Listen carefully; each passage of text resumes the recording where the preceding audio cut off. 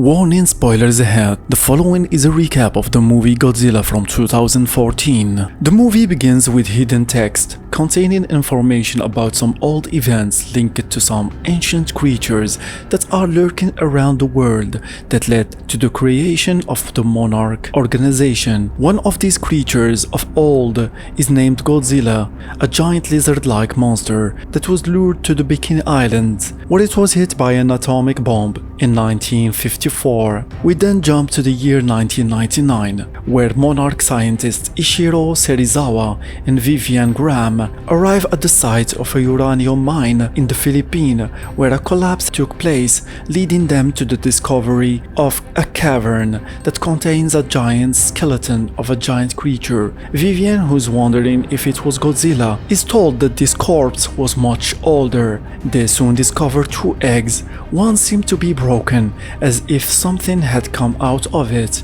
They see a hole on the surface and tracks leading to the ocean. In the town of Janjira in Japan, Joe Brody, the head of the local nuclear plant, is on the phone, concerned about the tremors that started in the Philippines and now had reached them. The man is so taken in by the events that he forgets his own birthday.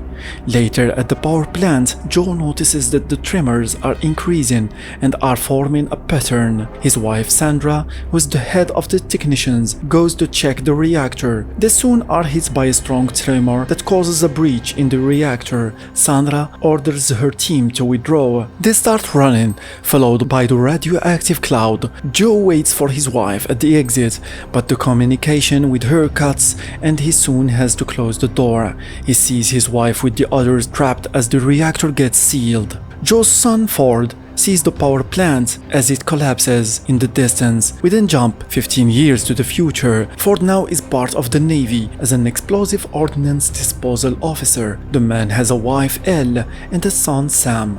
While celebrating his birthday with his family, Ford receives a call from the consulate telling him that his father was arrested in Japan after he trespassed into Janjira's quarantine zone. Ford goes to Japan, where he gets his father out from the police station. After heading to his apartment, Ford sees that Joe is still digging at the events of the power plant. The man says that some new readings look the same as the ones from 15 years ago, claiming that the accident wasn't the result of a natural disaster, and how they were hiding something inside the reactor zone that seemed to be talking using some specific frequencies. Joe wants to get some discs from his old house. Ford gives up and follows his dad, and the two enter the quarantine zone by boat. Once there, the man is shocked to see the place completely non-radioactive. After he gets the discs from his house, the two say helicopters converging to the power plant location, where they see some activity is going on. They are soon arrested and taken to the location. There we see teams monitoring a gigantic shell that is pulsating. Dr. Serizawa is told about the intruders. The man watches Joe being interrogated as he says that he knows about their cover-up. The pulses start getting stronger as the shell breaks apart, and from it comes a gigantic creature capable of emitting electromagnetic pulses and shutting down electrical devices. The creature goes into rampage and destroys the whole place before flying away. In the US, Elle sees news of an earthquake and is worried about Ford. Meanwhile, the man and his badly hurt father are taken on the Monarch's helicopter, where Joe draws his last breath. A US Navy force led by the Admiral William Stans join Monarch to stop the creature, codenamed Muto. Serizawa and Vivian ask Ford for his help. The man is told about the events from 1954, how after a nuclear submarine reached deep distances, it awakened Godzilla, an alpha predator that is millions of years old, saying that Monarch was created to monitor and study him. Ford learns about the events of the Philippines, where they found the remains of a giant monster like Godzilla that was killed by some parasitic creatures, one of which hatched and went to feed on the Janjira reactor, where it cocooned and fed on the radiation until it grew. After asking why not kill it before, Ford is told that they feared the radiation that it consumed would be released. Ford then tells them that his father told that something was talking. The two scientists wonders to whom. Serizawa says that after the recent events, Godzilla will step in to restore order. In Honolulu, Hawaii, we see Ford on his way to the airport, while Admiral Stans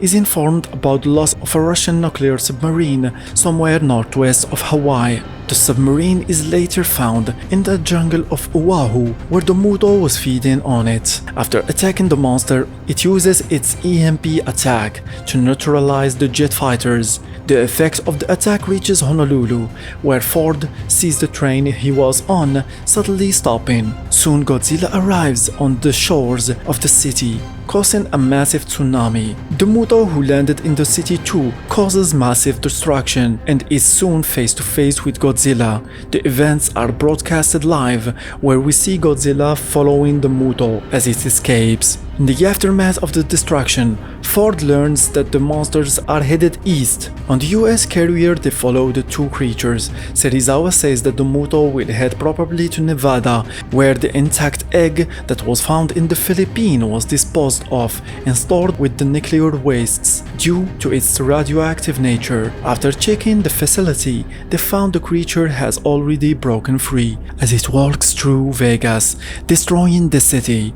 The creature, who is bigger and has no wings, is thought to be a female, explaining the calls, which must be mating calls. The Navy then puts a plan to draw the three monsters away from the coasts and then explode them with the nuclear bomb. Serizawa proposes to let Godzilla handle them, but the Admiral refuses to just sit and watch. The plan is then put into motion as the warhead gets delivered by train.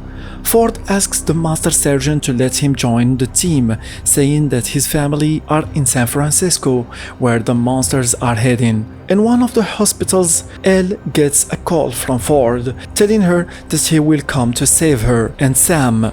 Serizawa is still trying to convince the Admiral to call out the operation, saying that it didn't work in 1954, but he is told that the new bomb is way powerful and will surely destroy them.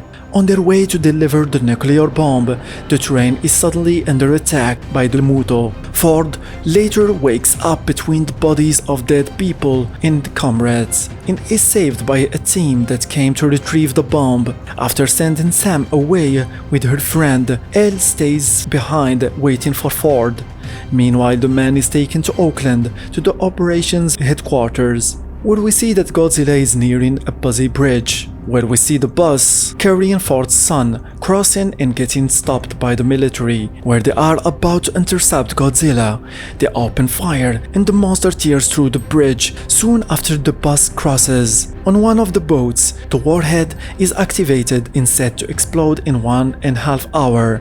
A blast from the sky takes down all the devices and the fighter jets. Then the male Muto appears and attacks the boat with the bomb that he takes and flies away with, then gives to the pregnant female. The military prepares an operation to retrieve the warhead, and Ford volunteers to disarm it. In case the plan fails, they are told to take the bomb by boat far away from the coast. Meanwhile, in San Francisco, Elle hides with the survivors while Godzilla faces the male Muto. Ford and his team are dropped by a plane right into the fighting location. They soon locate the bomb, where they find the nest of the Muto. Meanwhile, the two monsters are ganging up on Godzilla and beating him. After retrieving the warhead, they find the lid was stuck and can't access the control, so they decide to carry it away. Before leaving, Ford floods the nest with oil and destroys it. The female Muto sees the burned nest and gets mad and was about to attack Ford when suddenly Godzilla is back on his feet and uses his laser beam to attack the monster. The female Muto then goes after the warhead that the team is taken on the boat, while Godzilla fights against the male that he smashes like a fly against a building that collapses on them both. While his team fights off the female Muto, Ford starts the boat and tries to escape escape, but the Muto gets to him. The man sees no way of escaping when suddenly Godzilla appears and grabs the creature. He opens its mouth and then shoots the laser beam into it, killing the Muto instantly. Ford sees Godzilla then slowly walking before collapsing as he too lies down, exhausted, waiting for the bomb to go off. Soon a helicopter arrives and the man is saved. The sun rises as we see the corpse of Godzilla lying within the rubble. After thinking he was dead, the monster suddenly wakes up. Ford reunites with his family and they watch with the others as Godzilla walks through the city while being cheered on by everyone as their savior. Then, after letting out a strong growl, the monster plunges back into the ocean and disappears. And with that we reach the end of the movie. Thanks for watching, leave a like and subscribe, and see you next time. Bye bye.